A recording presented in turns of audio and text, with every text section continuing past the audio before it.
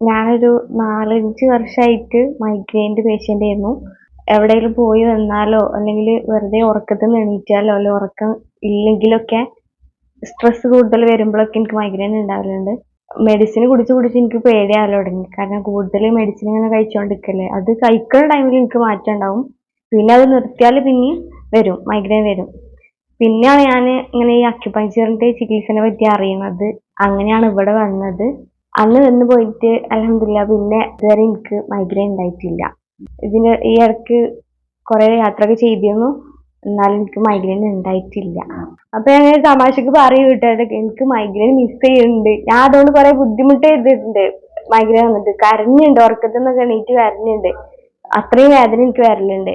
പക്ഷെ എനിക്കിപ്പോ എന്റെ അടുത്ത് നിന്ന് എന്തോ ഇനി പോയ പോലെ ഫീൽ ആവണത്. ഞാൻ അങ്ങനെ ആലോചിക്കും, വരുമോ ഇതിപ്പോ വരുമോ എന്നിങ്ങനെ വിചാരിക്കും. പക്ഷെ വരുന്നില്ല. എനിക്ക് തന്നെ ഒരു അത്ഭുതം. അതെ, ഒറ്റ ഒരു വട്ടം വന്നപ്പോ തന്നെ ഓക്കെ ആയി.